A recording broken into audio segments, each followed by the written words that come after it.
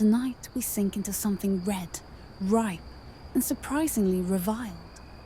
You're standing in the middle of an 18th century European garden, manicured hedges all around, chirping birds overhead, and somewhere near your feet, a glossy little fruit glinting in the sun, plump, crimson and shimmering with dew. And yet, everyone's keeping their distance. The gardeners eye it warily, the cooks refuse to touch it, and the aristocrats whisper about it like it's cursed. No, you haven't stumbled onto a fairy tale. This is just how people used to feel about tomatoes. And spoiler, if you so much as nibble one, half the town might assume your will needs updating.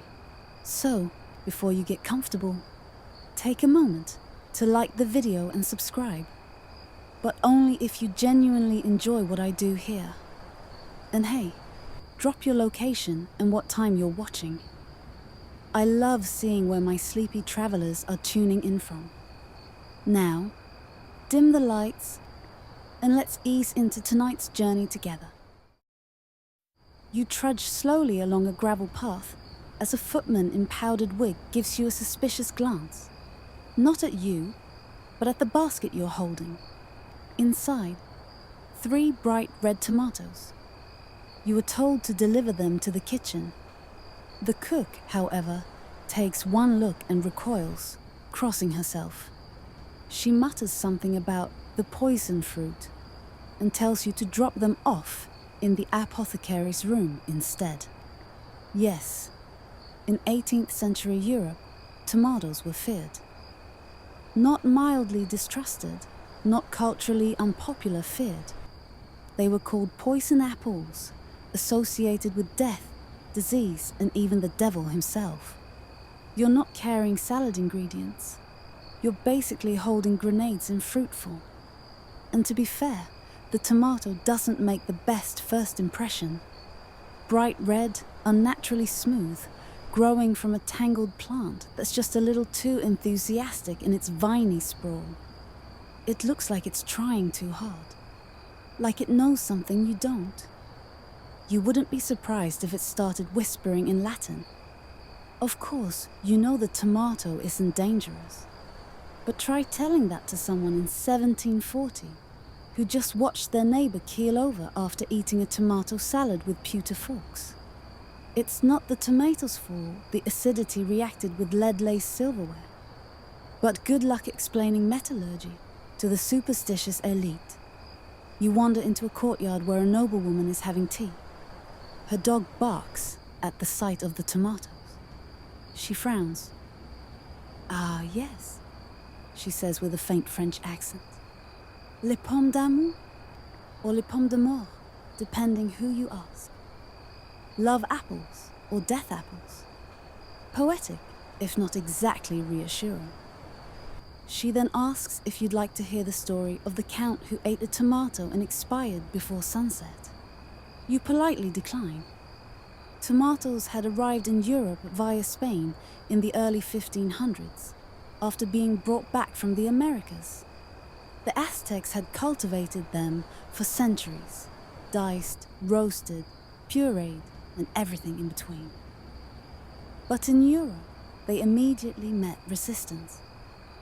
Their association with the nightshade family, a group of plants including belladonna and mandrake, didn't help. Belladonna literally means beautiful woman, but it's also a straight-up poison. Romantic and deadly, just like the tomato apparently. So what do people do with a fruit they think might be cursed? They decorate with it. That's right. For the first 100 years or so, tomatoes were grown mostly as ornamental plants. They were pretty, exotic, and fit right in with the European love of the strange and rare. People planted them next to lavender and marigolds, not in kitchen gardens. One English herbalist in the 1590s even warned that the tomato was cold and moist, and of evil quality. You can practically hear him shivering as he writes it. Evil quality. That's not even a culinary review. That's a Yelp warning from a medieval priest. Some fringe thinkers at the time believed tomatoes were used in witchcraft, specifically in love spells. The logic? They're red, juicy, and a little too tempting. Naturally, that meant witches were rubbing them on toads or stuffing them into dolls. Historians still argue whether these claims were exaggerated hysteria or if tomatoes genuinely showed up in folk potions. But the paranoia stuck. If a fruit looks like it was grown in Hades' personal greenhouse, people start jumping to conclusions. You pause at the edge of a fountain. A servant girl sits nearby, eating bread and cheese. She eyes your tomato basket like you're holding a snake. "That's not for the stew, is it?" she asks, chewing slowly. You shake your head. "Good," she replies. "We already lost the stable boy to a headache last week." You decide not to point out that headaches and tomatoes are rarely related. Even with all the fear and misunderstanding, tomatoes began to slip into European life. Just not always through the front door. In Italy, particularly in the southern regions, people started experimenting. But we'll get to that. For now, here in France and England, the tomato remains suspicious. You are literally the only person in a 3-mile radius who's willing to touch one without gloves. And yet, the tomato doesn't care. It keeps growing, climbing trellises, dropping fruit onto garden paths, popping up in herbalist texts like it's auditioning for redemption. It's as if the tomato knows its time will come. As the sun sets, you walk past the manor's dining room. Rich aromas float from the window, roast duck, fresh bread, stewed leeks. But no tomatoes. Definitely no tomatoes. They're not even allowed near the roast. You set your basket down on a bench and sit beside it.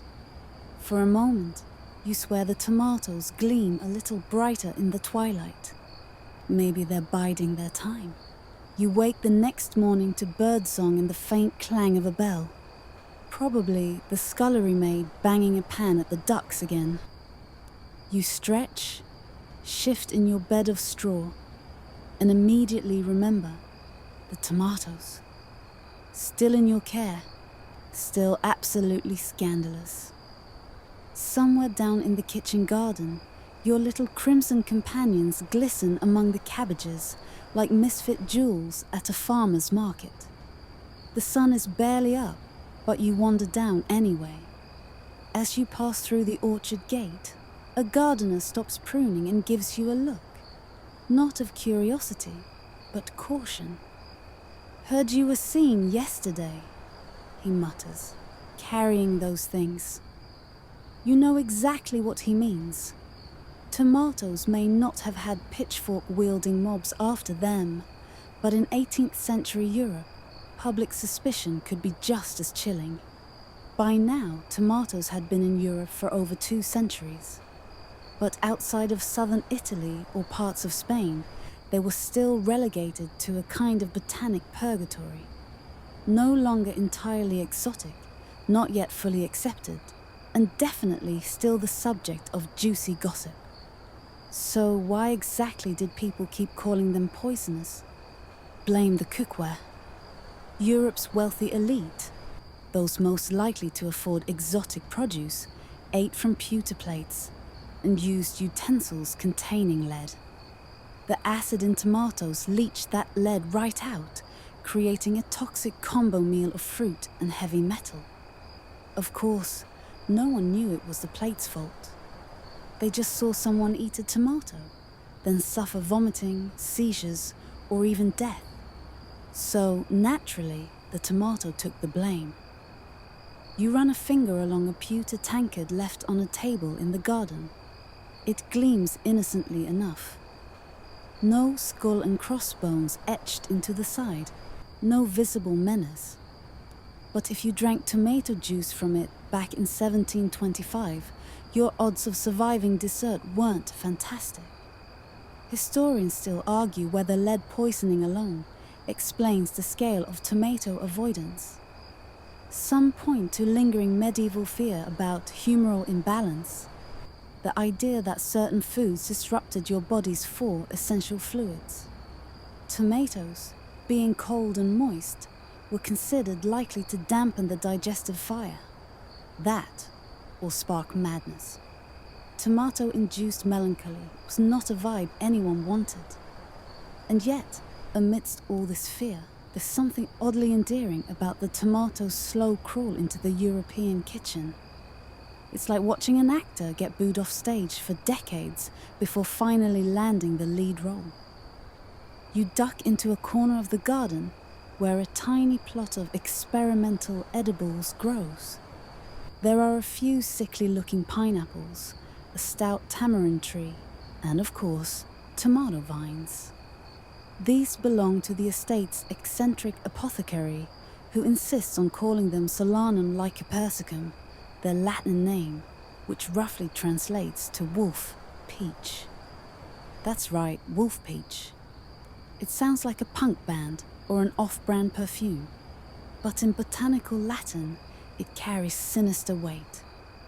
The term was coined by those who thought the tomato could lure you in with sweetness, only to deliver a beastly end. The apothecary appears, robes flapping slightly in the wind, and grins at you like someone who definitely believes in moon potions. Did you know, he begins without preamble, that some believe the tomato could cause lycanthropy? You blink, as in werewolves? He nods. Or at least madness, the kind that makes men howl. You're not sure if he's serious, but you're also not entirely surprised. Back in the 16th and 17th centuries, scholars lumped tomatoes into the same vague category as mandrakes and deadly nightshade, plants with hallucinogenic, narcotic, or otherwise suspect effects. Whether they actually caused those effects was beside the point. The idea that they might was enough to ensure they stayed far away from your average stew pot. Meanwhile, in Italy, the tomato's reputation was already undergoing a subtle renaissance. Poorer communities in Naples and Sicily began incorporating it into sauces, sometimes paired with pasta or bread. The elite might have avoided tomatoes, but the hungry aren't often picky. The tomato wasn't dangerous. It was dinner. And so it began its quiet conquest from the bottom up. Still, even in Italy, early tomato dishes weren't glamorous. They were survival food, eaten in back alleys, prepared over open fires, seasoned more with salt and necessity than anything else. Recipes weren't exactly passed down with reverence. They were whispered, adjusted, and served without fanfare. Historians still argue whether the very first tomato sauce appeared in Naples, Sicily, or somewhere along the Amalfi Coast. No one wrote it down. No one thought it was history. You pluck a ripe tomato from the apothecary's vine and hold it to your nose. The scent is faintly sweet, earthy. Nothing demonic, unless you're particularly sensitive to salad.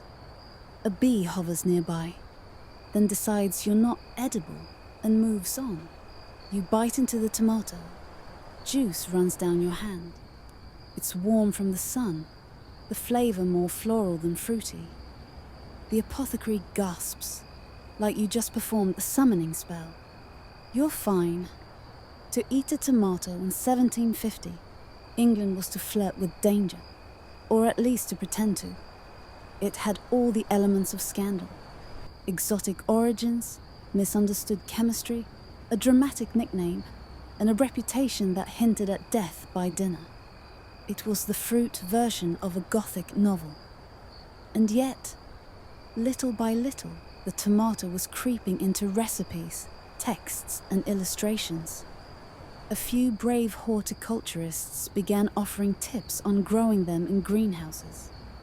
Curious cooks tried boiling or baking them to neutralize the cold moisture.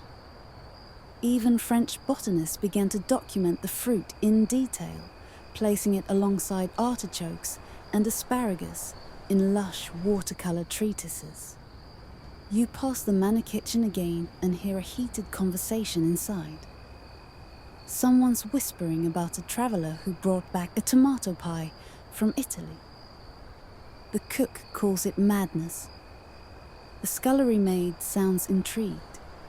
And the house cat, who probably eats whatever it wants, just yawns and walks off. The tomato's journey is far from over, but today, in this little English estate, it still walks the line between marvel and menace. You rinse the juice from your hands in a marble basin, glance once more at the glistening vine, and wonder how long it will take before the rest of Europe gives this odd little fruit a second chance. The scent of baking bread wafts from the kitchen. But it's not the sourdough or seed cake that draws your attention. It's the conversation floating out behind it. Someone mentions pomodoro, the Italian word for tomato. They say it means golden apple. The butler scoffs, but nothing that color should be edible. You pause mid-step. Golden? That's new. And yes, originally, tomatoes weren't the rich red we think of today.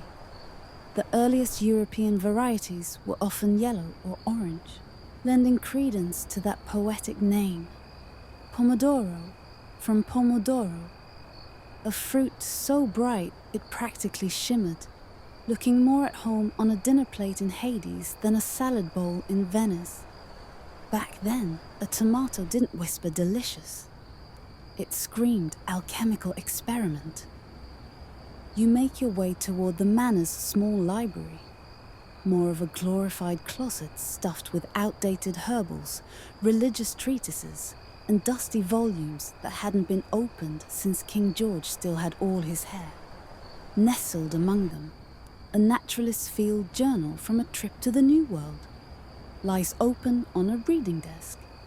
The sketch of a tomato plant sprawls across the page, with spidery Latin notes in the margins.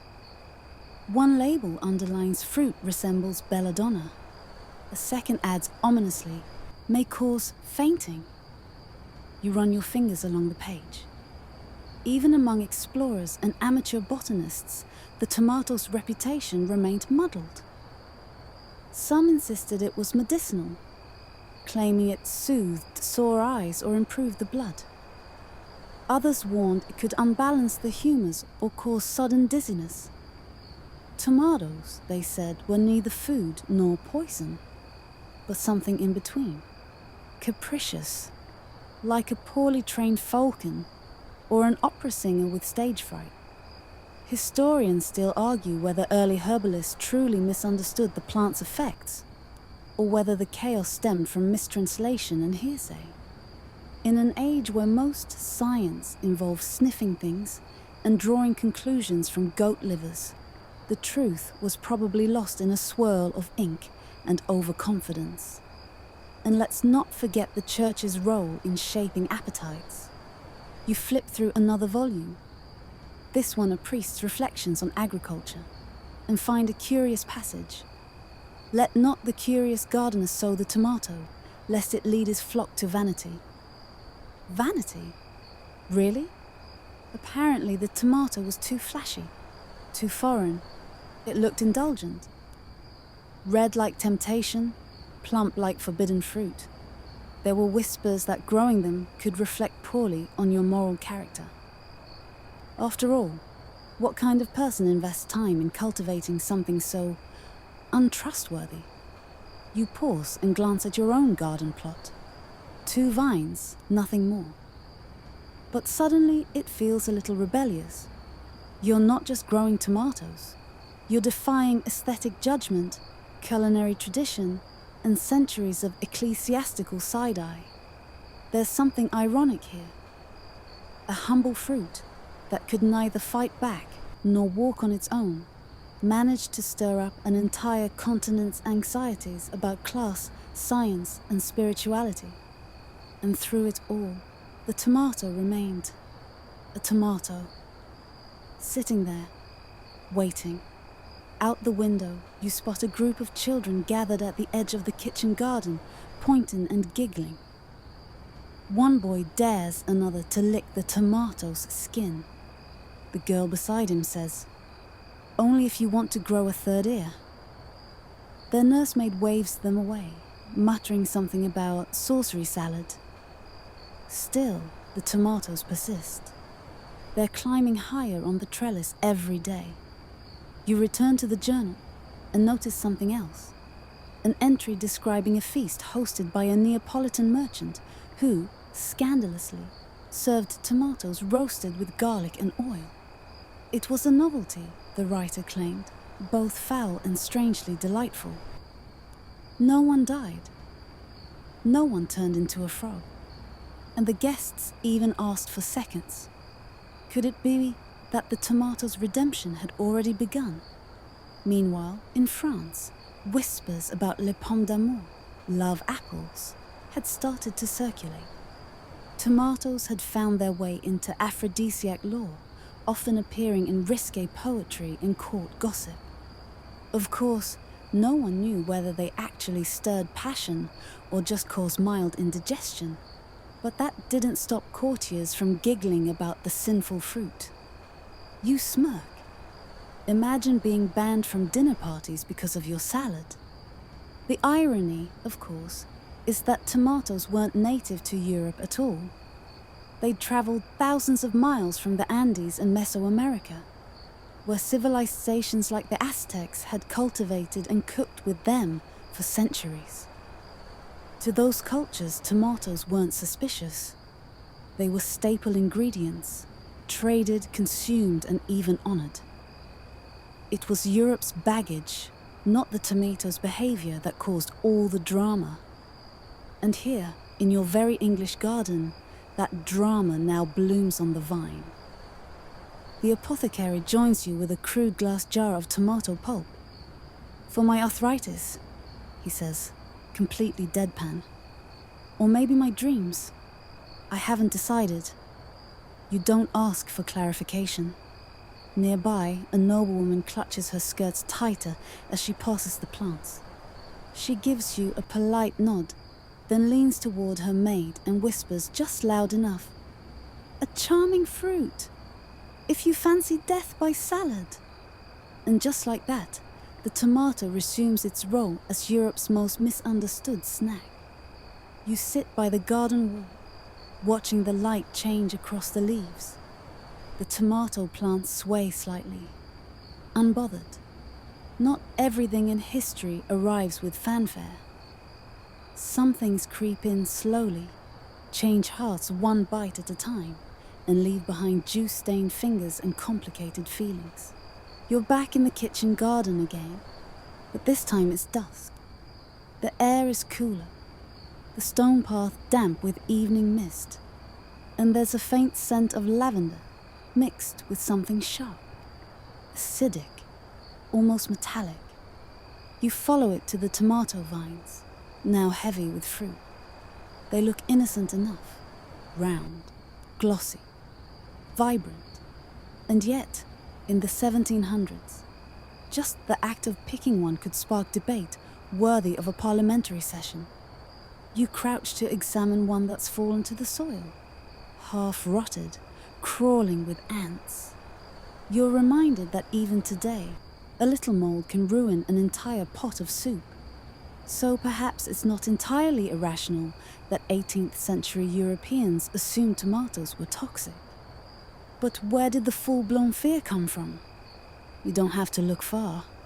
It was the aristocrats, of course. Back then, the upper classes dined on pewter plates, gorgeous, heavy, and, well, problematic. You see, pewter is made with lead, and tomatoes, bless their juicy little hearts, are highly acidic. Combine the two, and the acid draws the lead out of the plate. The result? Lead poisoning, vomiting, diarrhea, maybe even death. But because no one knew what lead did to the body, they blamed the tomato. After all, the goose was fine, the bread was fine. It had to be that weird new fruit with the oily skin and a suspicious resemblance to something that grows near poison hemlock. And so, the tomato got its nickname, the poison apple. Historians still argue whether the correlation was ever clearly recorded by physicians of the time or just passed down through dinner party horror stories. But the results were unmistakable. Someone eats a tomato and collapses a few hours later. That was enough. You wander over to the larder, where a bored scullery maid is peeling potatoes by candlelight. They say the tomato cursed the von Bregmans, she mutters, not looking up. Cook made a sauce with it once. The next day, the dog died. Then the uncle. Then the wallpaper peeled. You're not sure which part of that story is meant to be the punchline, but you nod sympathetically and slip away. Even in a century obsessed with Enlightenment ideals, belief in food-based curses still thrived. And the tomato, exotic and temperamental, made the perfect scapegoat. Add a few fatalities here and there, thanks to pewter or contaminated wells, and the myth solidified. Of course, not all classes shared the same caution. While nobles recoiled from tomatoes like cats from bathtubs, peasants and common folk were often more willing to experiment, either from curiosity or hunger. In rural gardens and back alleys, tomatoes crept into stews, sauces, and maybe even eaten raw, though that last one was still considered a touch barbaric. You can picture it. A farmer's wife squinting at a recipe passed down from an Italian cousin, debating whether boiling would neutralize the demon. You step into a village tavern, where the fire crackles and someone is loudly losing at dominoes. The barkeep, an older man with eyebrows like rogue moustaches, notices your gaze drift to a small bowl behind the bar. "Ah," he grins, "that's for the rats." Or the brave, same result either way. Inside the bowl, a mushy paste of tomatoes, onions, and something that might once have been basil. He slides it towards you with mock ceremony. Try it. You're only young once. You don't. But someone at the next table does, and lives to burp approvingly. That's the thing with tomatoes in this era. They weren't banned. They were simply distrusted. Like a neighbor who's always just too nice. The kind of thing you might try if no one was watching. And when nothing bad happened, you wouldn't necessarily sing its praises. You'd just not die. And that was victory enough. There's also the matter of appearances.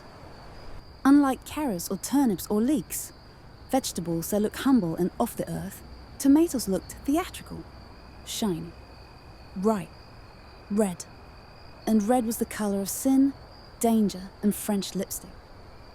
Anything that red had to be trying too hard. If a vegetable needed a costume, what was it hiding? Still, a few daring cooks began experimenting in earnest, especially in southern Europe, where tomatoes had a bit of a head start. Spanish and Italian kitchens played with sauces, slow roasting methods, and even stuffing tomatoes with breadcrumbs and herbs. There's an apocryphal story about a Venetian merchant who served tomato-stuffed pheasant to a group of visiting Englishmen. Half the party swooned in delight. The other half tried to stage an exorcism. Cooks in England were slower to follow. British cuisine of the 1700s leaned toward puddings, pies, and pints of things boiled beyond recognition. The tomato was too foreign, too soft, and, let's face it, not easily mashed into a beige mush.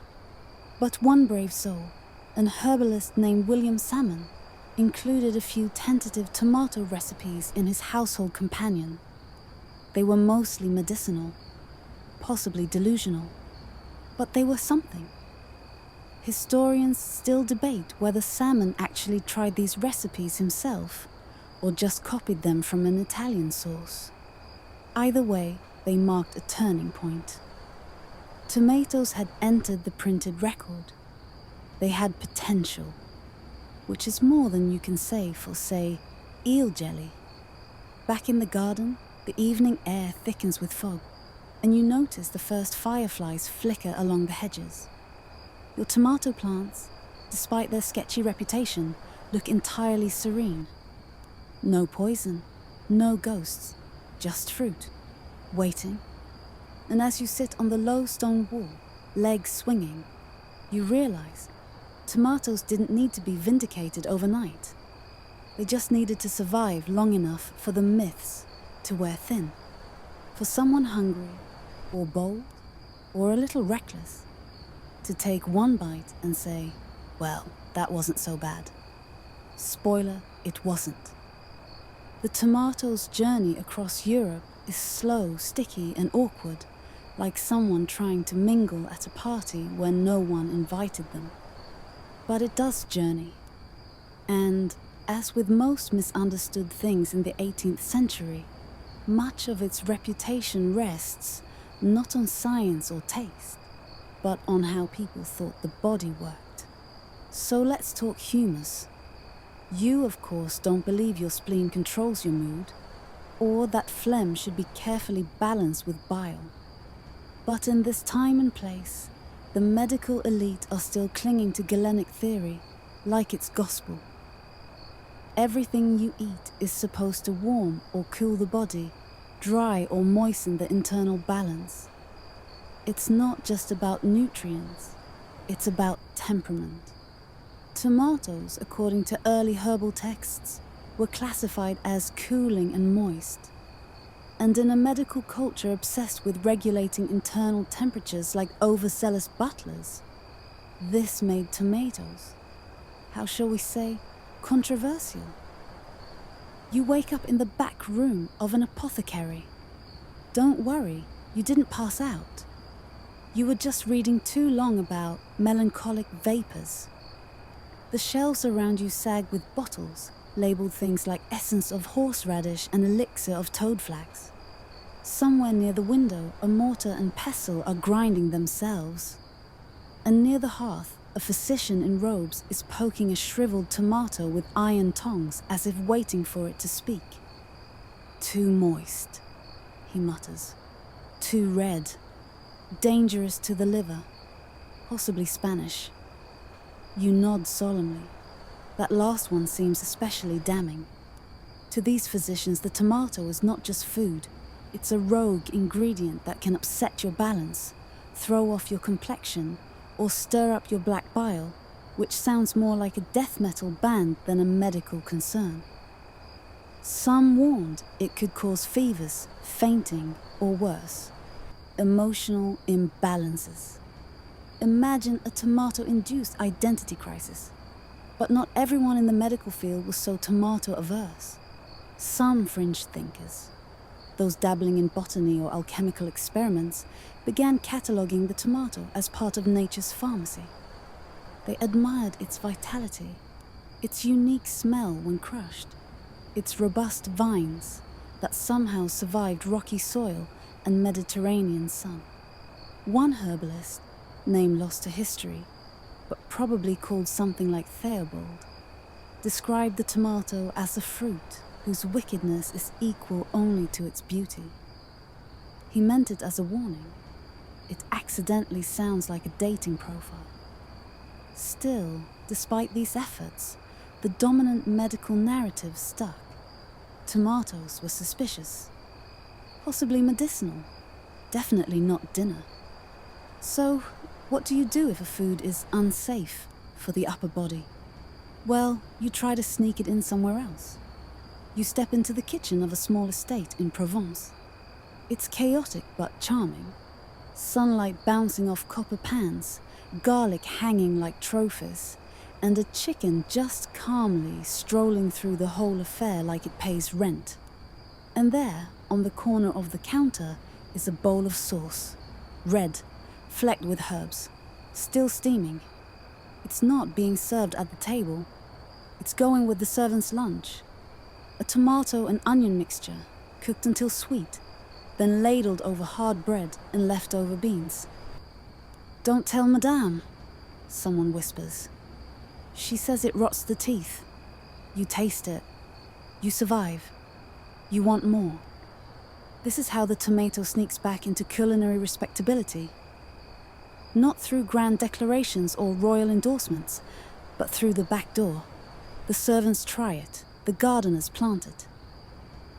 A hungry apprentice uses it to stretch a stew, and slowly, inevitably, the tomato becomes less cursed and more convenient. Historians still argue whether French provincial kitchens were the first to normalize tomato-based dishes, or if it happened earlier in Sicily or Spain. But everyone agrees that rural communities led the way. The upper crust was too busy sipping broth and avoiding nightshade fruits to notice what the rest of the world was doing. And the thing is, nightshades do have a sketchy reputation. Tomatoes are in the same family as belladonna and mandrake, plants associated with hallucinations, witches, and sleep that goes on just a little too long. So even as people slowly accepted that tomatoes wouldn't kill them, they still felt uneasy. A little red fruit that looks like it should be innocent, but hangs out with the wrong crowd. It's basically a historical teen drama. Yet despite all that, tomato seeds found their way into seed catalogues and kitchen gardens. Mostly as decorative novelties at first, grown for show, not consumption. Their vines were admired. Their fruits were displayed like conversation pieces. Behold this Spanish jewel, but rarely eaten. You could grow tomatoes and still claim moral superiority as long as no one caught you sautéing them. You're in a noblewoman's conservatory now. She's wearing more lace than seems feasible, and her poodle is giving you side-eye. On the windowsill, 5 perfect tomatoes. Nestled among lemons and figs. She offers you tea, but gestures vaguely at the tomatoes. "They're for the parrot," she says. You don't see a parrot. Still, something is shifting. Printed recipes start to include the tomato, quietly, and often as a curiosity. A soup here, a sauce there, and always with the qualifier, best consumed in moderation, which is historical code for eat it and see what happens, we dare you. And by the 1770s, British colonists in North America, already a bit freer in their food habits, start using tomatoes in earnest. They haven't heard all the European horror stories, or they just don't care. They're too busy surviving winters and inventing peanut brittle. In Virginia and the Carolinas, tomatoes become part of the diet out of practicality. They grow easily, they preserve well, they add color, they taste good. Back in Europe, word spreads. You walk through a bustling market in Naples now. Vendors shout, bread steams. A boy chases a chicken through a stall of spices. And at one stand, a woman in a red apron spoons something onto flatbread. A thick, fragrant tomato sauce, simmered with basil and garlic.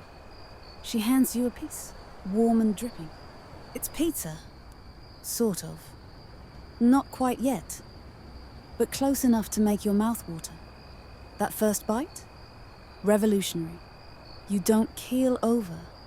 Your complexion doesn't go green. Instead, your stomach sighs in satisfaction, and you begin to understand why this little red fruit, reviled, misunderstood, and nearly banished, might finally be ready for its redemption arc. You're sitting now in a small tavern near the port of Cadiz. The walls are stained with tobacco smoke and sea brine, and outside, the masts of ships creak and sway like tired sentinels. Inside, there's chatter in 5 languages, tankards thudding, dice clattering across tables. A bowl lands in front of you, thick red stew with hunks of bread soaking at the edge. A sailor leans in and says, "Don't worry." No one's died from it this week. You raise an eyebrow, he laughs. It's got tomato in it. This is the moment. The tomato becomes maritime. Seafaring cultures are always a step ahead when it comes to experimenting with food. Why? Because they have to. Preserved rations are grim. Salt pork, hardtack, dried peas. If someone invents a new way to make any of that taste remotely edible, sailors are first in line. So when dried tomatoes, tomato sauces, and even salted tomato pastes start showing up in ports from Lisbon to Palermo, sailors begin carrying them across oceans. They become ingredients of necessity, tangy, acidic, useful for cutting through grease and staving off the dreaded scurvy, though to be clear, tomatoes don't actually contain much vitamin C. But no one's doing that math yet. Still, this global circulation raises the tomato stock. You're aboard a Spanish galleon now, rolling with the waves.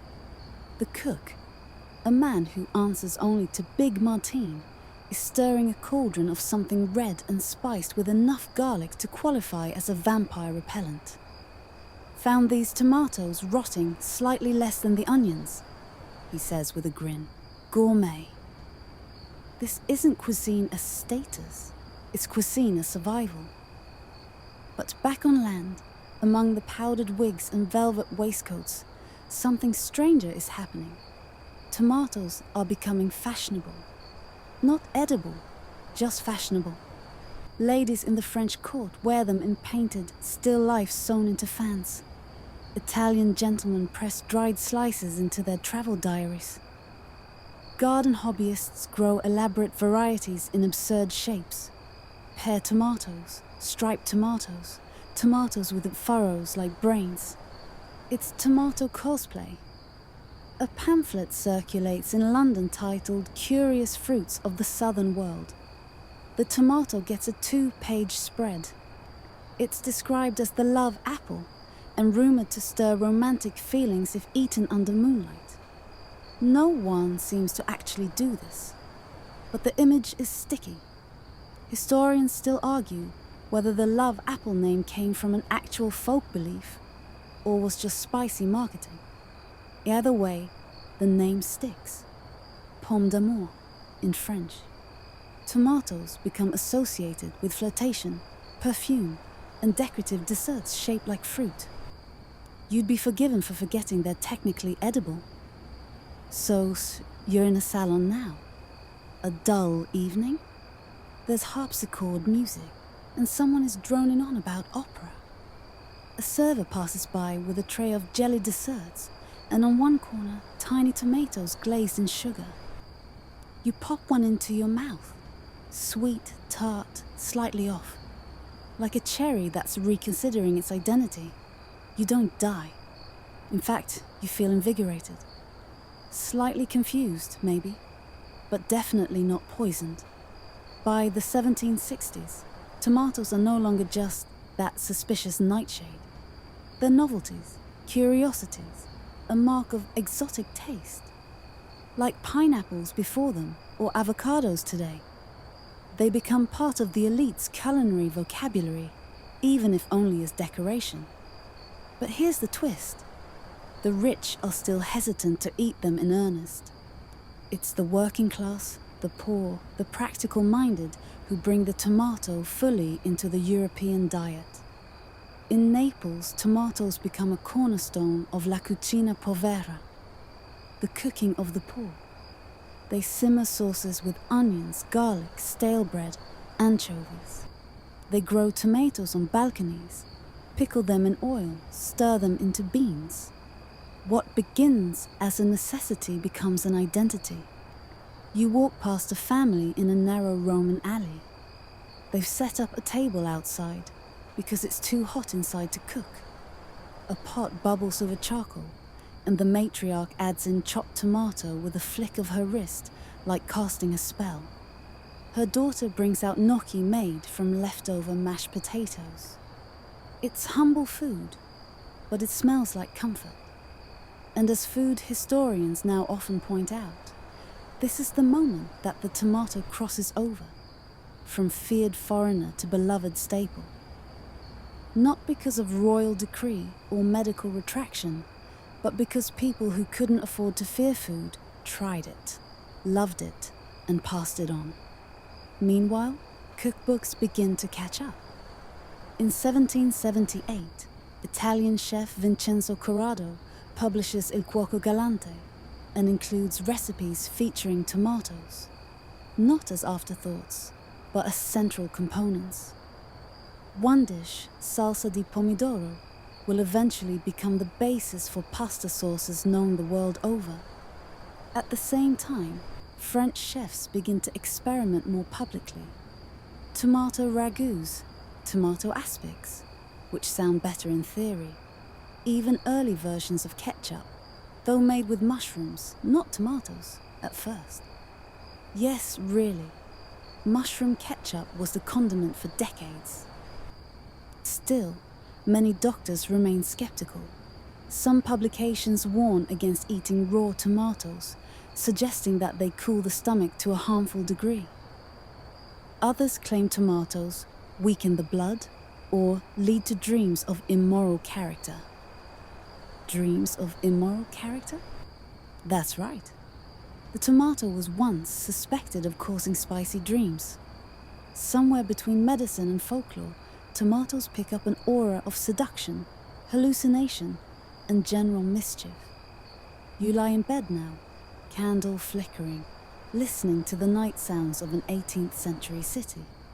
A dog barking, a cart rolling past, the rustle of someone trying to sneak a tomato from the pantry. You remember the sailor stew, the glazed tomato candy, the bubbling red sauce in Naples. And you wonder how something so harmless could have caused so much melodrama. But that's the 18th century for you. Wigs 3 feet high, medical theories based on wind, and a deep, unshakable fear of salad ingredients. Still, something is changing.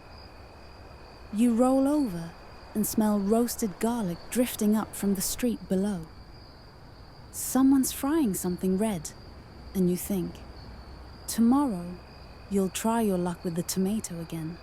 You wake up to the creak of wooden floorboards and the smell of something gently burning. Somewhere, a tomato has stuck to the bottom of a copper pot.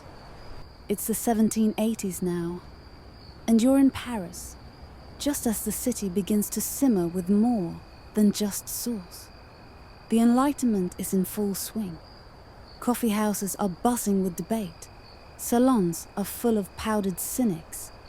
And every third pamphlet seems to be about liberty, natural rights, or that weird new idea that maybe kings aren't chosen by divine tomatoes. Right? Divine right. And while all this high-minded thinking brews in the intellectual air, something surprisingly practical is happening down in the kitchens. Tomatoes are showing up again. And this time, they're staying. See, French chefs, especially those serving aristocrats trying to show off their worldly palates, are starting to incorporate tomatoes into sauces. Not often, not boldly, but enough to suggest that the tomato's cursed reputation is finally thinning out. One figure who takes the tomato seriously, Antoine-Augustin Parmentier. You remember him, he's the potato hype man. But Parmentier's obsession with edible plants stretches far beyond spuds. He hosts elaborate dinner parties featuring dangerous foods, inviting powerful people to eat them on purpose. At one such soirée, you're seated between a marquis with 7 rings and a bishop who sneezes when nervous. Parmentier brings out a dish with thin tomato slices over toasted bread and soft cheese.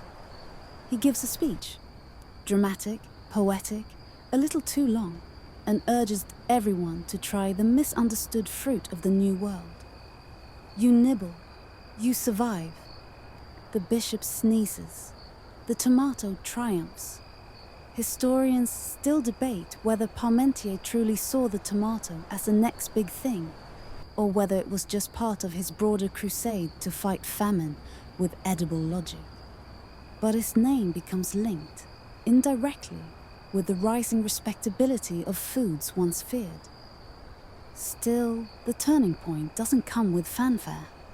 It comes, as many revolutions do, through necessity. The French Revolution bursts onto the scene like a bull in a bakery.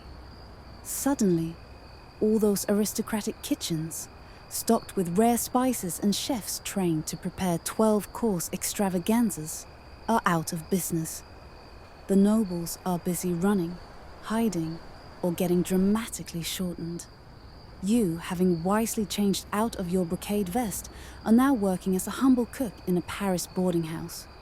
Your ingredients are limited. Meat is scarce. Butter, once your religion, is now a memory. But you have flour, stale bread, root vegetables, and a crate of tomatoes from the countryside. You do what all practical cooks do. You improvise. You make thick stews with beans and tomato. You mash tomatoes with herbs and garlic to stretch a single eggplant across 4 servings. You fry tomato slices and sandwich them between cold potatoes. The results aren't fancy, but they're filling. And honestly, they're kind of good. It's around this time that the tomato begins shedding its pretentious trappings and returns to the working class. Recipes spread by word of mouth, not printed cookbooks. Servants, now cooking for themselves, pass along cheap, clever tomato tricks.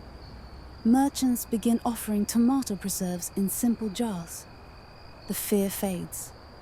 And down in Provence, the tomato doesn't just fade into the background, it becomes the star.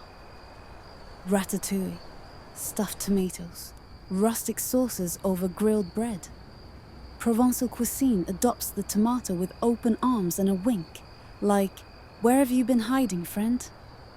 You're wandering a market in Marseille now. The air smells of fish, olives, rosemary.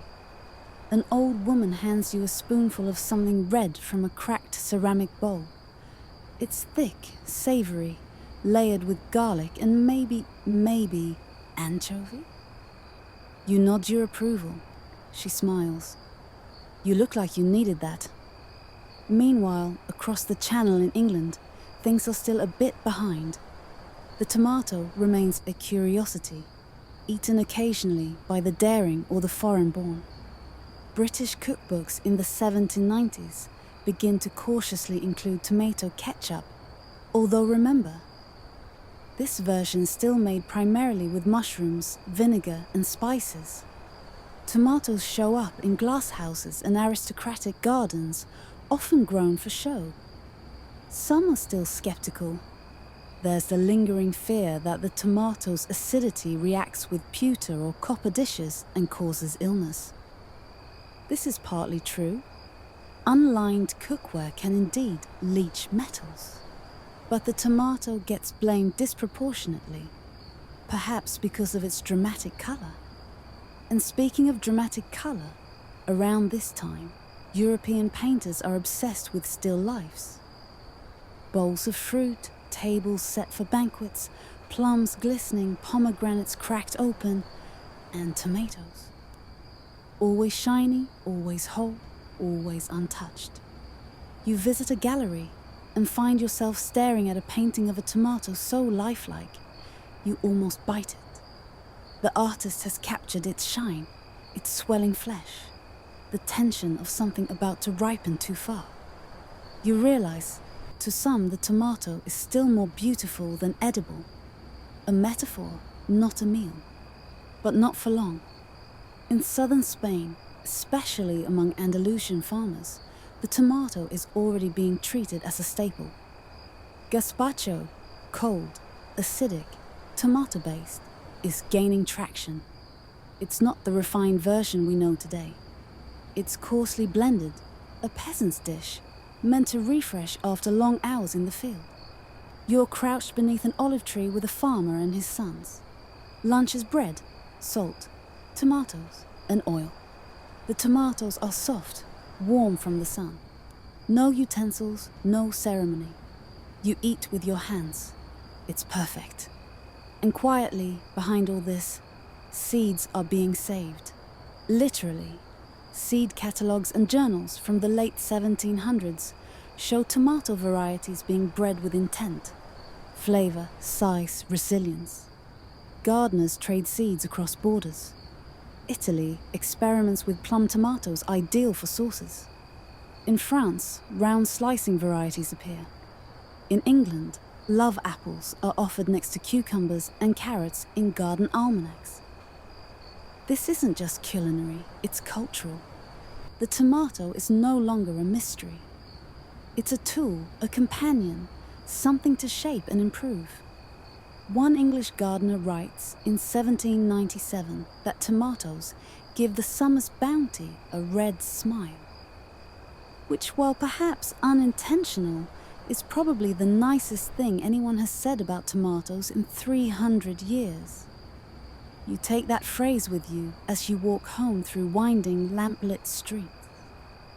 The tomato, once feared, then fawned over, then feared again, is finally becoming what it always wanted to be: dinner.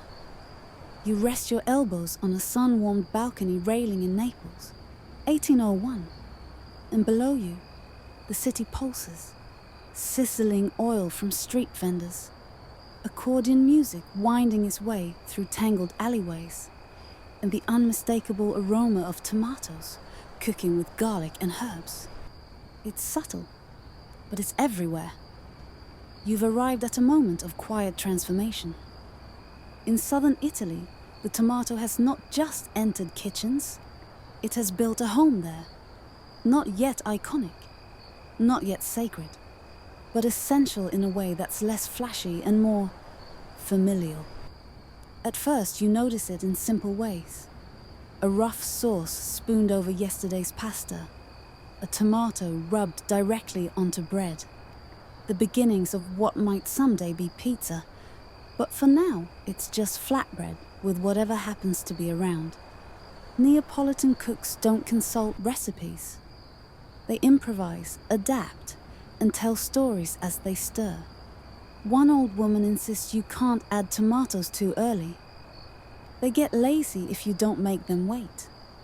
Another tells you that tomatoes don't ripen by the sun, but by song.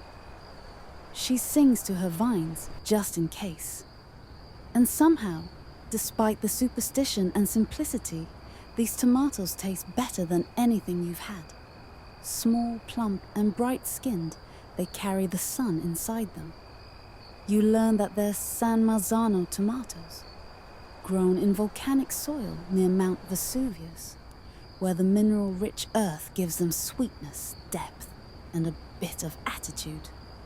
Historians still argue whether San Marzano tomatoes were first cultivated naturally in this region or brought in from elsewhere and gradually refined. What they agree on is that by the early 1800s, these tomatoes are thriving, and so is the idea of tomato-based sauces as a national staple in the making. But this love affair isn't all romance. In the north of Italy, the tomato is still met with raised eyebrows. Wealthy Milanese diners scoff at the peasant vegetable, and in aristocratic circles, tomato dishes are considered heavy, something for laborers, not ladies. In polite society, you're still more likely to see tomatoes painted than plated. You ride the length of the peninsula by coach and watch the tomatoes slow northward crawl. In Florence, chefs tinker with tomato and bread stews. In Rome, you find early whispers of amatriciana sauce, just starting to include a hint of tomato to balance the cured pork. But nowhere does the tomato feel more welcome than in the kitchens of families who don't need it to be respectable. They just need it to feed everyone. The Napoleonic Wars are sweeping Europe, and with them comes disruption, hunger, and rationing. You travel with a merchant caravan, carrying crates of salt, flour, dried beans and sacks of what are now confidently labeled as pomodori. Golden apples no more. These are just tomatoes. They've dropped the mystery. They're here to work. Napoleon himself, by the way, is said to have had little personal opinion on tomatoes. But his military reforms and centralized bureaucracies inadvertently helped standardize agricultural practices across occupied regions. Tomatoes are planted, studied, and taxed. In a strange way, war speeds up the tomato's acceptance. Army cooks, tasked with feeding thousands of exhausted men, experiment with tomato paste as a flavor enhancer. It's cheap, easy to transport when dried, and can mask the taste of whatever you're boiling. One cook shows you how to make a kind of tomato biscuit, hard as stone until soaked in broth, at which point it becomes something surprisingly edible, if only barely. Another presses tomatoes into a flat leather pouch and uses the resulting paste for a meat rub. It's battlefield innovation at its finest. Back in the civilian world, peasant cooks continue to refine their tomato craft. You learn to make sugo, the precursor to Italian gravy, by slow simmering crushed tomatoes with onions, garlic, and a pinch of whatever herb grows by your door. The key, they say, is to wait until it smells like home. And while tomato culture is simmering in southern Europe, across the Atlantic, things are boiling over. You set sail for America in 1810. The voyage is long, the seas choppy, and the food uninspired. On day 5, someone passes around tomato jam, spooned over hardtack. It's tangy, sweet, and weirdly comforting. In early 19th century America, the tomato is still something of an enigma. It grows easily, yes, but people argue over what it even is. A fruit? A vegetable? A medicine? A joke? One Connecticut preacher declares a tomato a vegetable sent to test the gullibility of man. A Massachusetts newspaper claims that eating tomatoes increases passion, though whether that's a warning or an endorsement remains unclear. Then comes the curious case of Colonel Robert Gibbon Johnson. In 1820, in Salem, New Jersey, Johnson reportedly mounts the courthouse steps in full uniform and announces he will eat an entire basket of tomatoes in public to prove they're not poisonous. The crowd watches in suspense, waiting for him to keel over, but he doesn't. He just chews, smiles, and walks off. Historians still debate whether this dramatic event actually happened or whether it was embellished in the 1940s by local tourism boards. But regardless of its veracity, the story sticks, and with it, the tomato's reputation begins to heal. You stand in an American general store in the 1830s and watch as cans of preserved tomatoes line the shelves. For the first time, tomatoes are being processed in industrial quantities. Tomato ketchup evolves, not from England's mushroom concoction, but from American innovation. This new ketchup is red, sweet, vinegary, and thick. It's marketed not as a luxury or a health tonic, but as a convenient way to make bland food taste better. And it works. Sales grow. You attend a county fair where one booth sells tomato pills claiming to cure all known stomach disorders. Another booth sells tomato wine. A man in a stovepipe hat assures you it'll make you live forever. You politely decline. Back in Italy, the tomato continues its rise. In Naples, street vendors sell pizzaiola, flatbreads brushed with tomato sauce, sprinkled with herbs, and maybe, if you're lucky, topped with a little cheese. It's not quite pizza yet, but it's close. You sit on a crumbling stone step, balancing a paper plate in your lap. A child offers you a bite of her tomato-covered snack. You take it, thank her, and wonder how this once feared fruit became the most democratic of foods, shared without fanfare, eaten without fear. The tomato is no longer a novelty, it's a necessity. It's crept into kitchens, markets, hearts, and it's only just beginning. You're waking up now in a Paris boarding house in the late 1830s, curled up under a wool blanket that smells faintly of wood smoke and starch. Outside, the rain taps politely at the window panes. Inside, breakfast is a modest affair.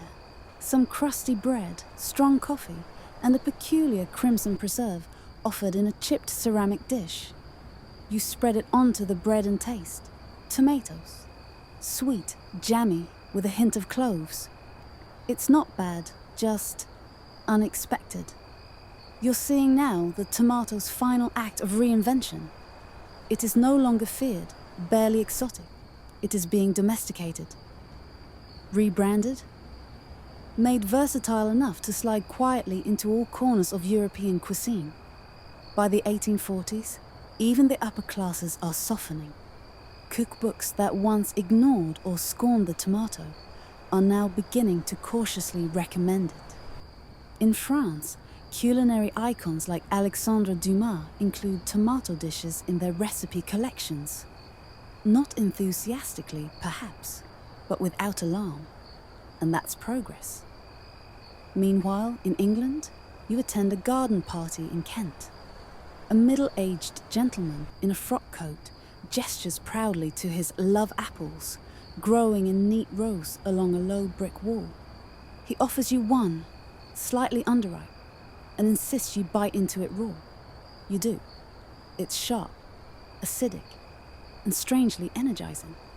In these genteel circles, tomatoes are still a curiosity, garnishes, decorations, or talking points. But in the greenhouses of the aristocracy, they flourish. Heated conservatories, new marvels of Victorian engineering, allow tomatoes to grow in all seasons. It's a botanical flex, a way of saying, look what I can coax from the English weather. And yet, the tomato's rise isn't entirely about flavor or fashion. It's about access. You trail behind a grocer's cart in London and notice that tins of preserved tomato are now showing up next to the beans, pickled onions, and corned beef. Canning technology has come far enough to make tomatoes portable, durable, and marketable to the masses. One brand proudly advertises, no acid, no poison, only the finest fruit, packed with care. Which feels oddly defensive for a product that's supposed to be trustworthy.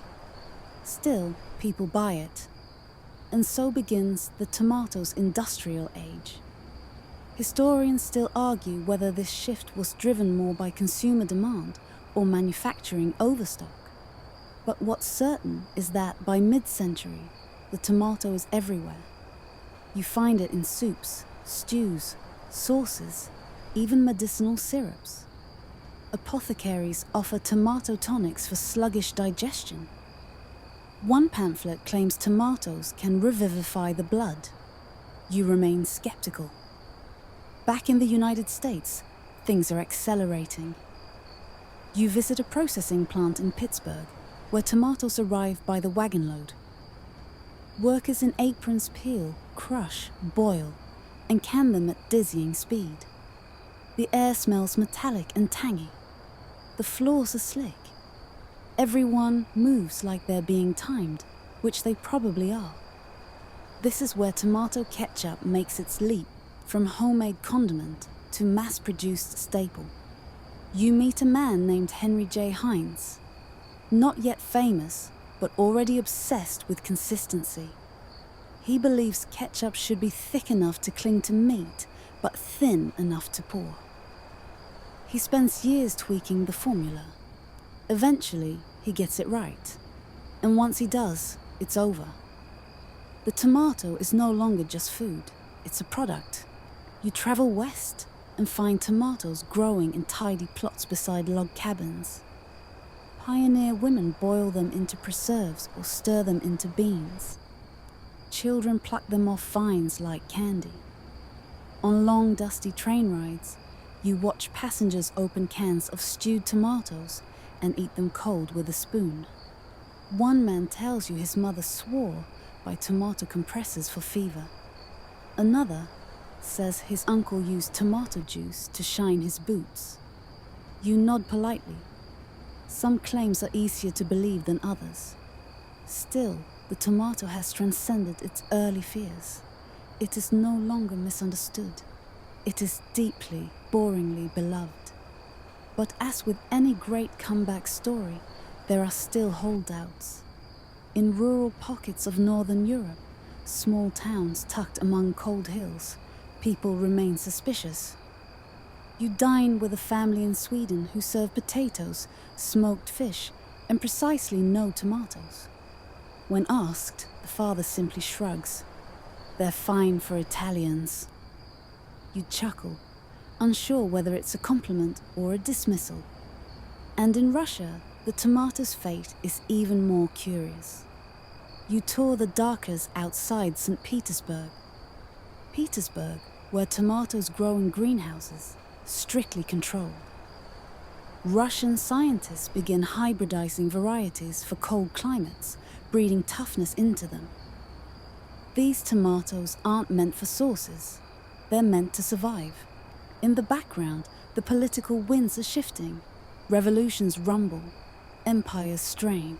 And yet, tomatoes persist. A quiet constant. A small red anchor. As the 19th century creeps on, the tomato is increasingly viewed not just as food, but as a crop, a commodity, a cultural identifier. Italian immigrants bring tomato seeds to New York, San Francisco, Buenos Aires. They plant them beside tenement buildings, behind churches, outside factories. You visit a row house in Brooklyn, where tomatoes spill from wooden planters onto the fire escape.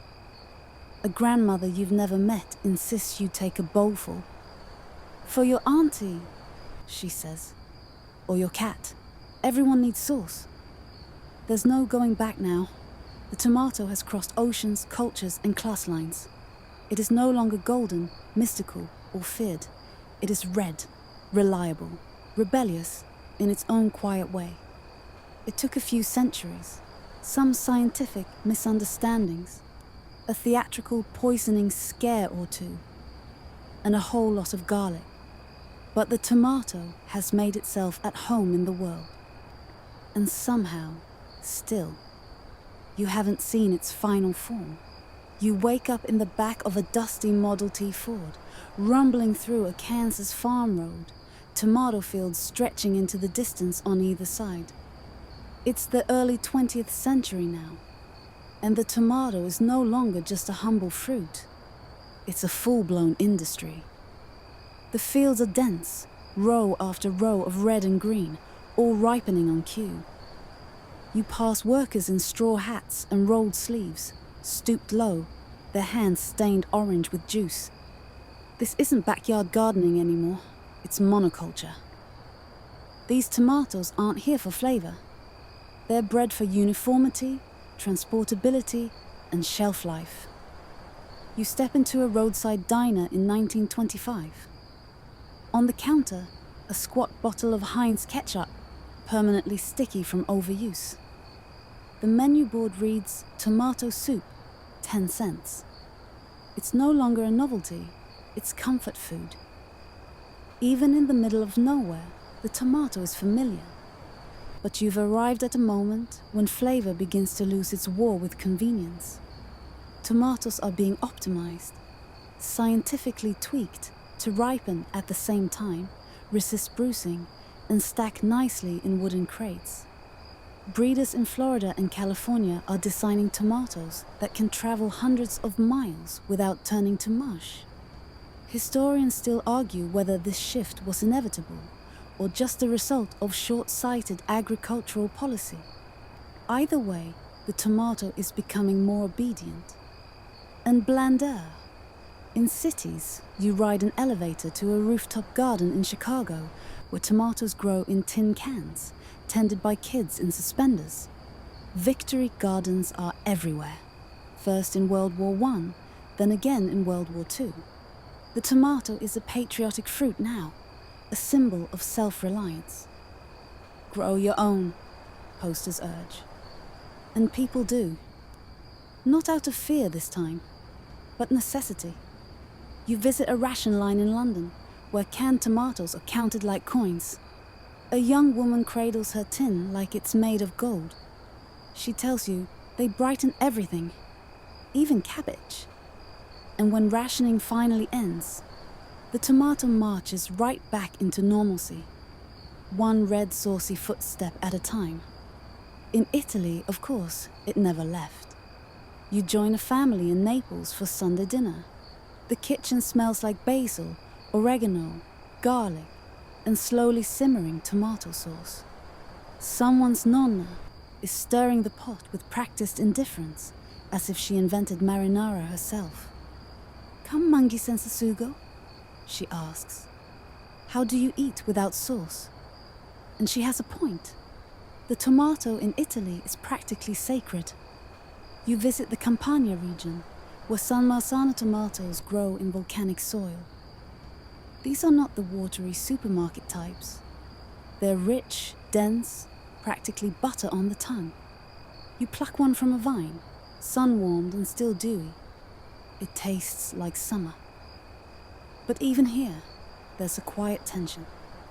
Industrial production looms, and farmers are pressured to produce more, faster, cheaper. The artisanal tomato is fighting for its life. You take a ferry to Japan next, where the tomato story takes a stranger turn. There, in carefully tended plots, tomatoes are treated almost like bonsai. Groomed, prized, and often consumed raw. Sliced neatly into wedges with a sprinkle of salt.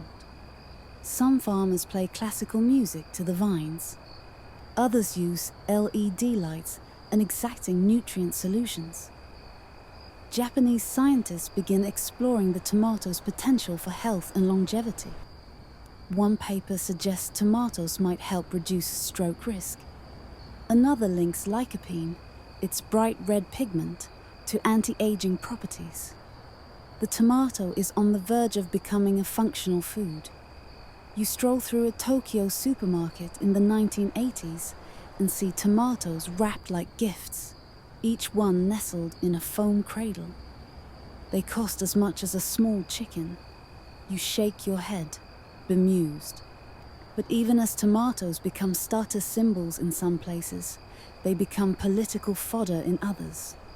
Back in the US, the 1981 Reagan administration declares ketchup a vegetable for school lunch purposes. It's a budgetary sleight of hand, met with public ridicule and quiet despair. You sit in a school cafeteria, watching trays slide past. Chicken nuggets, rehydrated mashed potatoes, a plastic cup of ketchup on the side. "There's your vegetable," someone jokes.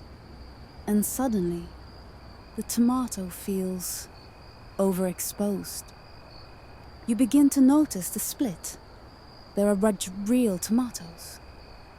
Heirlooms, sun-ripened, deeply flavorful. And then there are tomatoes, the vaguely red items found on fast food burgers or hospital salads. They share a name, not much else. So you spend time with the rebels, the seed savers, the farmers market eccentrics who swap Brandywine and Cherokee purple seeds in brown paper envelopes. They talk about tomatoes the way sommeliers talk about wine. Notes of citrus, hints of smoke, memories of childhood gardens. One man tells you you haven't lived until you've eaten a tomato warm off the vine, barefoot covered in sweat. You nod. You believe him. By now, the tomato is both everywhere and elusive. It exists on two levels, industrial and intimate. In a Brooklyn pizzeria, tomato sauce is ladled with reverence onto Neapolitan crusts. In a corporate food lab, synthetic tomato flavor is being engineered from esters and methyl butanol. Two realities. Same fruit. And yet, the tomato doesn't seem bothered. It adapts. It always has. Remember its earliest years, feared, avoided, accused of sorcery. Now it's in your lunch, your garden, your fridge, your favorite memories. It's come a long way for a berry that masquerades as a vegetable. You walk back to your hotel under a setting sun, and for dinner you stop at a tiny diner. You order grilled cheese and tomato soup. It's perfect, not fancy, not historical. Just deeply comforting. And that maybe is the tomato's final trick. It went from deadly mystery to edible nostalgia. It's not trying to impress anyone anymore. It's just there, red and round and ready. You slip back into your hotel room as the streetlights flicker on outside. The air smells like warm asphalt and tomato sauce clinging to your clothes. You've traveled centuries with this fruit, but it turns out the story isn't quite done. There's one more strange turn, because now, in the age of space travel, gene editing, and backyard hydroponics, the tomato is taking on entirely new roles. You kick off your shoes and scroll through a tablet. Headlines pop up. NASA grows tomatoes on the ISS. CRISPR tomatoes promise better nutrition. Tomato AI predicts harvest yields. Somehow, the tomato has entered the final frontier. You're standing now inside a space simulation lab in Houston. Astronauts in blue jumpsuits move methodically between rows of LED-lit shelves. Tiny tomato plants grow in clear pods, their roots suspended in gel. The fruit is smaller than a ping-pong ball, but bright and determined. NASA's testing dwarf tomato varieties for future Mars missions. Why? Because tomatoes offer psychological comfort. They're red, they're juicy, they feel like Earth. One astronaut explains, "You bite into a tomato, and for a second, you're not floating in a metal canister 400 kilometers above the planet." And so, the tomato joins space lettuce and radish in humanity's garden in the stars.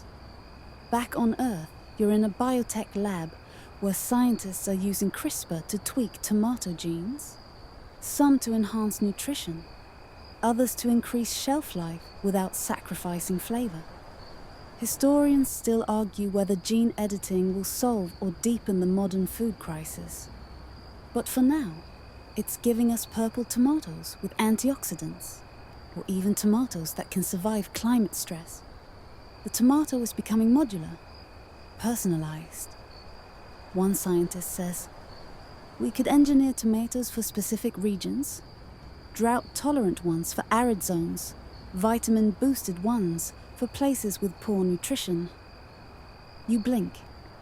Did the tomato just become a superhero? Still, not everyone's thrilled. You drop in on a seed library in Oregon, where heirloom growers huddle in wool sweaters, sipping tomato-infused herbal tea. One woman, probably named Fern or Willow, says, "We don't need tomatoes designed in labs. We need to reconnect with the land." She offers you a slice of black crim tomato on sourdough. It tastes like a thunderstorm rolling in over wet earth. It's hard to argue with Fern. And so the tomato's identity fractures further, between science and soil, between the cutting edge and the ancient practice of seed saving. You visit a high school in Nairobi next, where students are building vertical farms in their science class. On the walls, posters read, "Tomatoes are our future." With just a few stacked shelves and recycled soda bottles. These kids are growing food in places previously deemed impossible. The tomato has become a symbol of food security.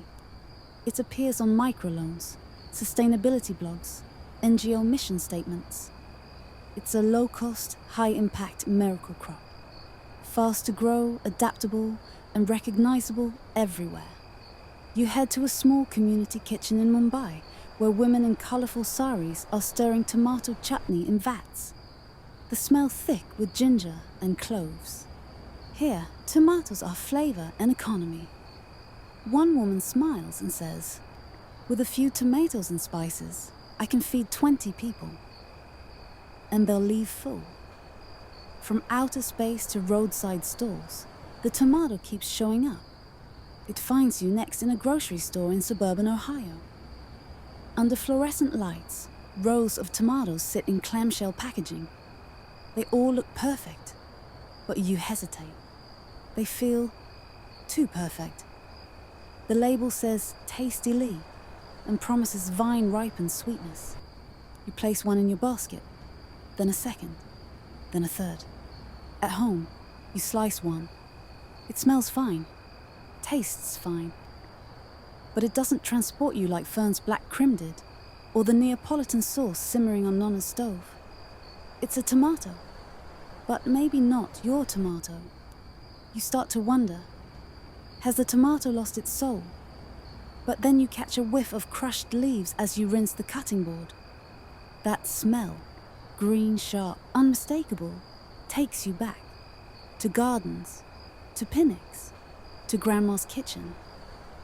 Maybe even to that medieval courtyard when someone once called it a poison apple. The soul's still in there. You just have to look a little harder now. In Denmark, you visit a Michelin-starred restaurant where tomatoes are reimagined into spheres, foams and gels. They call it tomato essence. You call it fancy ketchup. But the chef insists, we're not deconstructing the tomato, we're rediscovering it. And maybe that's where the tomato's true power lies. Not in how common it is, but in how endlessly it can be reinvented. You walk through a backyard in Los Angeles, past raised beds where children are picking cherry tomatoes like candy. One kid pops one in her mouth and says, "It's like sunshine." Her dad chuckles. "That's the sun gold," he says. "Our favorite." And there it is again, that humble miracle, growing quietly, flavorfully, against a wooden fence. For a fruit that's traveled across oceans, faced centuries of suspicion, and survived the industrial food machine, the tomato remains surprisingly grounded.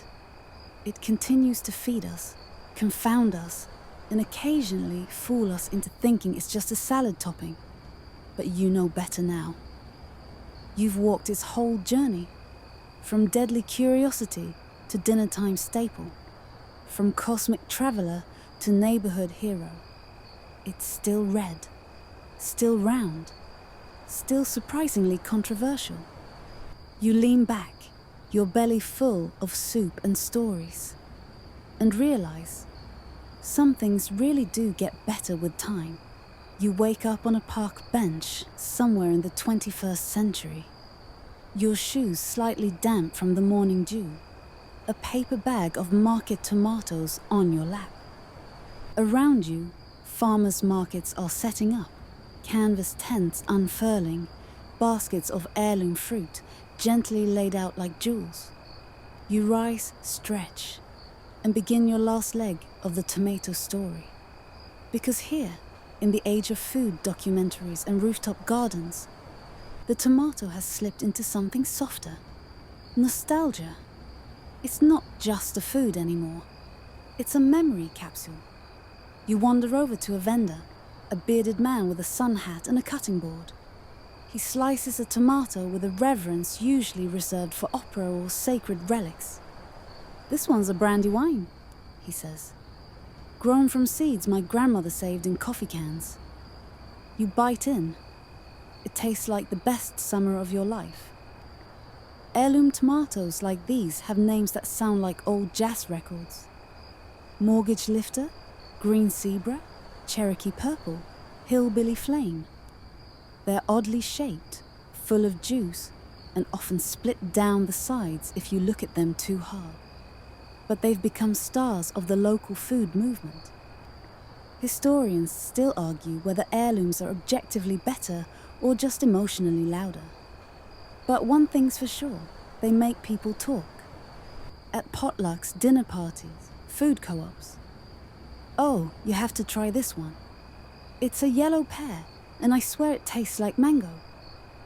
You're pulled into a tasting booth at a tomato festival in Tennessee. Yes, those exist. People swirl tomato juice in wine glasses and sniff it like sommeliers. One booth offers tomato ice cream. Another has tomato-themed poetry slams. There's a local band called the Culinary Sons. It's all slightly absurd and weirdly heartwarming. But not everyone is feeling the tomato love. In school cafeterias, children eye them with suspicion. "It's squishy," one kid mutters. Another adds, "It touches my sandwich bread." It turns out, for the tomato to remain beloved, it must be reintroduced with every generation. In marketing meetings, ad executives brainstorm tomato branding strategies. What if we leaned into fun shapes? Could we do tomato influencers? Let's TikTok this fruit. You wince. But then again, you watch a grandmother pull a tomato from her garden, hand it to her grandson, and show him how to salt it lightly before biting. His eyes go wide. "That's good," he says, juice dribbling down his chin. And suddenly, hope returns. In some cultures, the tomato has gone full spiritual. You attend a harvest festival in rural Bhutan, where villagers decorate temples with offerings of bright red fruit. A monk tells you, "The tomato reminds us of impermanence. It bruises easily. You must enjoy it now." You nod, not entirely sure if that's Buddhist philosophy or just good gardening advice. Meanwhile, eco-chefs and permaculture bloggers hail the tomato as a low-waste food hero. Eat the skin, the seeds, the pulp. Make broth from scraps. Compost what's left. You try a zero-waste tomato tart and it tastes surprisingly decent. Sustainability never tasted so smug. Of course, not all tomato nostalgia is wholesome. In a small-town fair in Spain, you stand at the edge of La Tomatina, a tomato-throwing festival that began as a protest and became an international food fight. You hesitate as squishy red missiles fly overhead. You're hit square in the chest. It smells like marinara and mayhem. Later, covered in pulp and pride, you ask a local, "Why do you do this?" He shrugs. "Because we can." You towel off and fly to Tokyo, where a robot delicately harvests cherry tomatoes in a vertical farm the size of a city block. There's no soil, just nutrient mist and precision light. The tomatoes taste eerily perfect. The future has arrived, and it's algorithmically ripe. But even in this brave new world, people still return to the past. Gardeners on Reddit trade. Seeds like medieval scribes sharing forbidden texts. Blogs with names like Tomato Dreams and Slice of the Past document everything from colonial ketchup to tomato tattoos.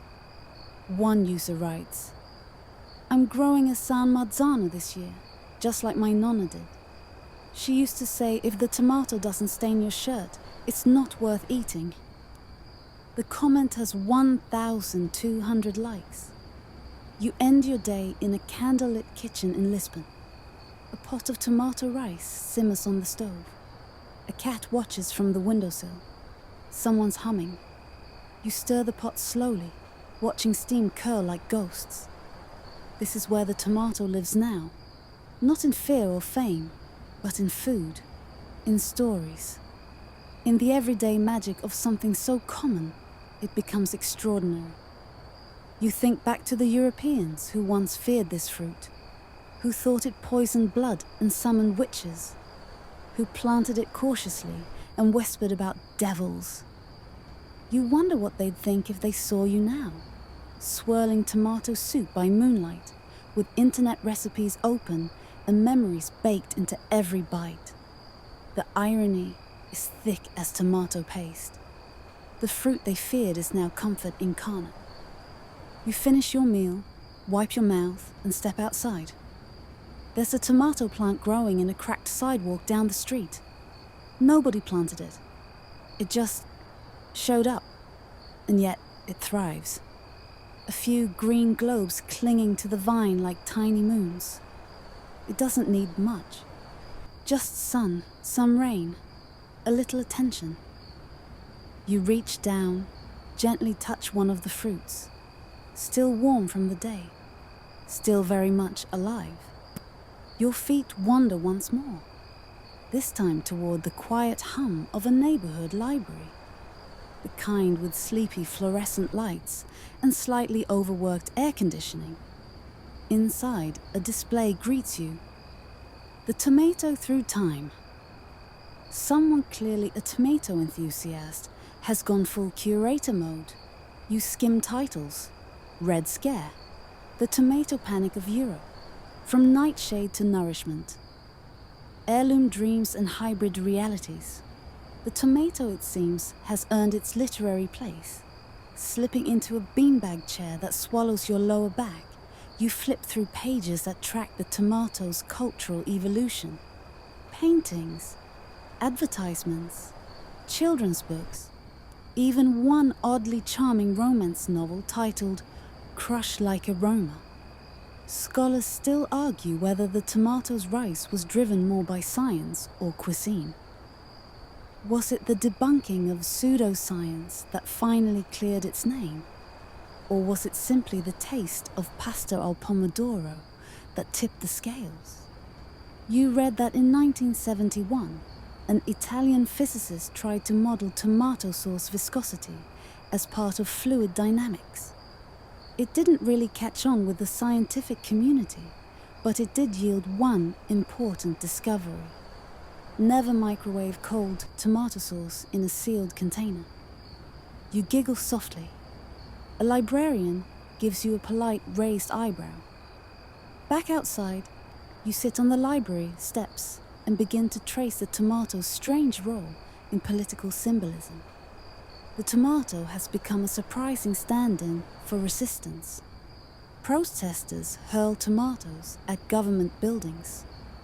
Artists use them as metaphors for both fragility and revolution. In one 1980s performance piece, a French actor stood perfectly still while people threw tomatoes at him for an hour. It was called Le Fruit de la Société. You wonder how he kept a straight face. Even in media, the tomatoes found a niche. Think about how often it shows up in animation. Always cheerful, always red, always mildly Italian. From cartoon pizza toppings to tomato-headed video game characters, the fruit now carries a soft halo of playfulness. Not bad for a former wolf peach. At the edge of a community garden, you meet a middle school science teacher organizing a tomato growing competition. Each student cares for their own vine.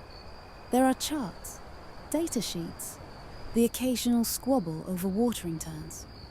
Why tomatoes? You ask. They're the best kind of science, she replies. Visible, edible, unpredictable. One student named Ethan grows a mutant tomato the size of a softball. His classmates gasp. He names it Big Larry. A legend is born. You stay for the taste test. Big Larry is, unfortunately, mealy. But the pride on Ethan's face still warms the crowd. Tomatoes, like people, can't be reduced to first impressions. Later that evening, you walk along the canal in Amsterdam, watching as cafes begin to flick on their soft yellow bulbs. The breeze smells faintly of garlic and bread. Somewhere, a group of friends laugh over shared tapas, one of them dramatically spearing a slice of tomato as if it's the star of the show. It is.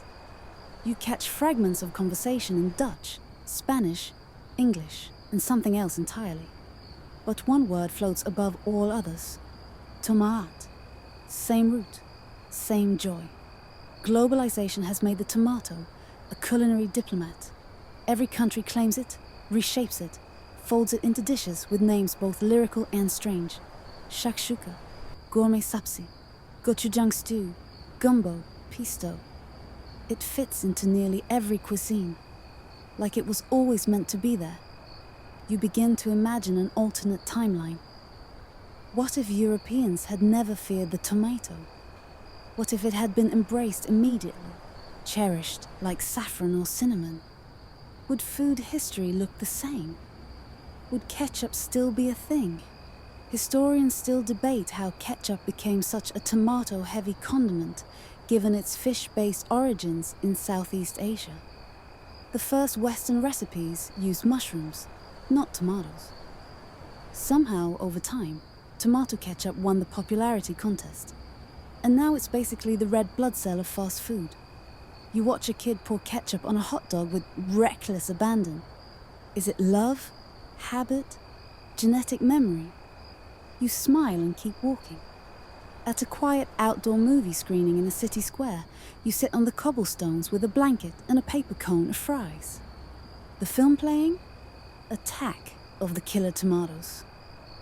A spoof, of course. Campy, ridiculous, and oddly tender toward its juicy villains. The tomato is now self-aware. It can laugh at its own past. And you realize something else. We're not just eating tomatoes anymore. We're narrating them. The tomato has become a storytelling fruit, a fruit of memory, of contradictions. Poisonous yet healing, exotic yet common, feared yet beloved. You lean back, staring up at the screen as a giant foam tomato chases actors through a fake suburban street. Someone's dog howls with joy in the background. The crowd chuckles. And then, just like that, the credits roll. You don't move right away. The credits keep flickering against the night sky, their rhythmic scroll almost hypnotic. You sit quietly, half-eaten fries cooling in your lap. The final notes of a kazoo-heavy theme song fading into the warm hush of a city winding down.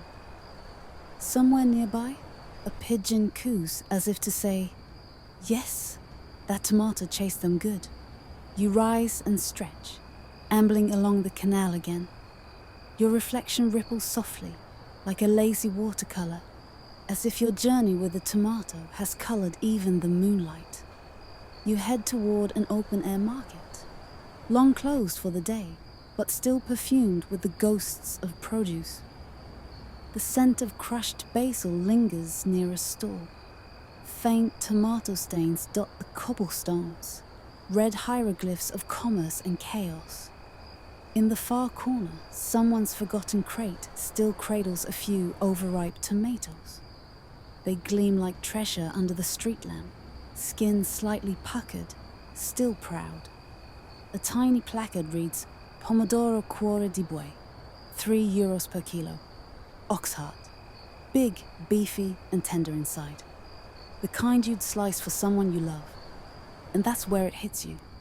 This fruit, dismissed, feared, banished from silver forks and linen tables, clawed its way into kitchens, then hearts. It became comfort food. It became summer. It became home. Not bad for something once lumped in with belladonna and believed to open the gates of madness. You imagine the 18th century apothecary again, carefully avoiding tomato leaves with tongs like they're uranium. And you giggle, imagining him watching a modern cooking show. Next, the host beams, we'll make tomato sorbet with balsamic reduction. Cue fainting. Quirkier still, tomato fights as community bonding. Ever heard of La Tomatina? Thousands descend on Buñol, Spain, once a year to pelt each other senseless with tomatoes. Nobody knows exactly why. Historians still argue whether it began as a food fight between teens or a protest disguised as one. But now is joy in liquid form. Tourists travel across oceans to get absolutely sauced by strangers, giggling like overgrown toddlers. The rules? Don't bring bottles. Squish before you throw. And for heaven's sake, wear goggles. Imagine explaining a tomato injury to your insurance. You daydream about joining in, splat. there goes a cherry tomato off your forehead. Someone dressed as a giant ketchup bottle does a cartwheel. It's glorious nonsense. Elsewhere, in parts of India, tomatoes are also smashed, for blessings. During some village rituals, worshippers hurl them at deities or each other in celebration. Symbolism? Fertility? Abundance? Maybe just plain fun? Anthropologists keep guessing. You begin to notice just how adaptable the tomato is. Not just in recipes, but in metaphor. The juicy red orb that once symbolized danger has become a placeholder for vibrancy, warmth, even awkwardness. He blushed like a tomato. Don't be such a tomato. In memes and emojis, it's shorthand for goofy, non-threatening emotion. And that's not nothing. In an age of constant screen scrolling, the tomato emoji still stands its ground. It's never glamorous, but it's unmistakable. You remember a story about a retired French chef who claimed he could tell your personality by the way you slice a tomato. Thin slices means methodical. Wedges means impulsive. Quartered, then salted means romantic. Squished whole into pasta without remorse means chaotic neutral. Is it true? Probably not. But it's delightful. And you begin to suspect the tomato knows it's funny. Not quite in on the joke, but happy to be the punchline. One last stop. You slip into a late-night diner with red vinyl booths and a jukebox playing something tinny and nostalgic. The kind of place that only serves 2 salads and still calls them both house specials. You order a BLT. No substitutions. When it arrives, you take a slow bite, and there it is. The tomato slice. Cool, bright, tangy. It cuts through the richness like a trumpet solo in a sleepy jazz band. Without it, the sandwich would be flat, greasy, forgettable. But with it, harmony. A culinary cymbal crash. You chew and think about how tomatoes became a peacemaker on the plate. They bridge worlds. Meat and bread, heat and herb, sour and sweet. They soothe the palate, and maybe, on some level, the soul. Outside, the streetlights blur as the window fogs softly with night air. Your reflection stares back, eyes half-lidded, content. You remember one last fringe theory, that tomatoes talk to other plants, that their vines respond to touch, that they change their chemistry when loved or threatened. Scientists haven't agreed, but some gardeners swear by it. Whisper sweet nothings to your tomatoes, and they'll reward you with sweetness. Mock them, and you get watery sadness. True or not, the idea is charming. A fruit with feelings. Maybe that's the twist. Maybe we weren't scared of tomatoes because they were poisonous. Maybe we were scared because they were complicated. And you're no longer afraid. You're back on the cobblestones again. Except now, they feel familiar. Like you've walked this route not just tonight, but across centuries. Past taverns and apothecaries, courtrooms and kitchens. The tomato has been your unlikely tour guide. And now, as the lamplight softens and the night folds in around you, it feels like time to say goodbye. Or maybe, good night. You round the bend where the market once stood, now just wooden crates stacked like sleepy sentinels. A cat blinks at you from beneath a stall, tail twitching lazily. It watches you the way only cats do. Half judgment, half acknowledgement that you're not so bad after all. And suddenly you remember one last little tomato fact, the cherry on top. Some 18th century English gardeners tried to grow tomatoes purely as ornamentals. Not to eat, just to look at. They called them love apples and trained their vines up trellises in fancy parlor windows, more decorative than daffodils. They admired the tomato's rich color, glossy skin, plump promise. But they didn't dare bite. You wonder how many dinner guests passed by those vines, admiring the forbidden fruit like museum art, never knowing how delicious it was. How many cooks glanced nervously at a tomato and saw not lunch, but risk. You take a seat by the canal again. The air smells like moss and late-night bread. A gondola somewhere creaks softly, and just like that, the story slows. Because there's not much left to prove. The tomato won. It outlasted empires, rewrote cookbooks, rebranded itself from villain to hero. It changed names, crossed oceans, passed through fear and into fondness. It didn't rush. It didn't shout. It waited. And that might be the secret of its success. Not power, not persuasion, but presence. The tomato was always there, even when we weren't ready. Especially then. You close your eyes for a moment. Not sleep.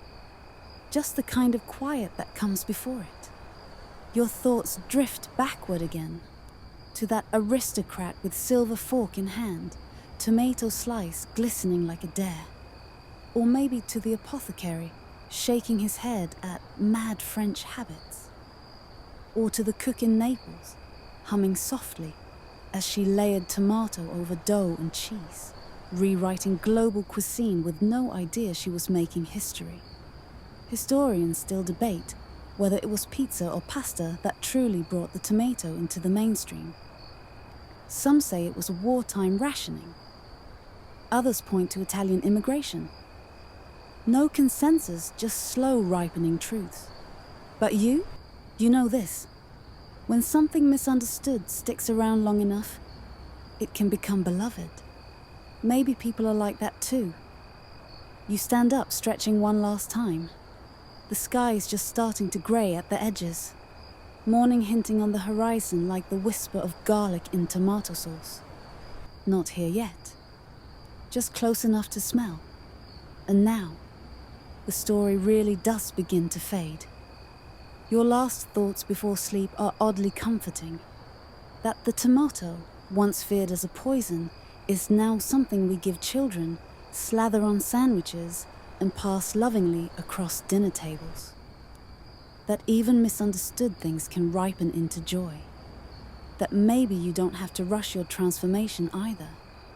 Maybe, like the tomato, you just need time, warmth, and the right moment to shine. And now, the world goes quiet around you. The bustle of the past, the jumbled fears and food fights, the overripe myths and misunderstood fruits. They all blur softly, like a watercolor left in the rain. Your breath slows, deepens. You're no longer walking the cobblestones or sitting by the canal. You're drifting, suspended in that delicious in-between space where stories become dreams and the edges of the day blur away. The tomatoes in your mind's eye, those glossy reds and striped yellows, gently fade into softness. Their sharp, tangy edges dissolve into something sweeter, rounder, more forgiving. No longer feared, no longer debated, just resting. Your body feels heavier now, soothed, still. You're wrapped in the calm weight of a story that never needed to be loud to be powerful. Let that softness settle over you like warm soil, ready to grow new thoughts in the morning. Let your mind rest in the rich garden of time. And if your last thought before sleep is of a tomato, smooth and glowing in the palm of your hand, that's okay. It's earned your trust. So let go now. Rest.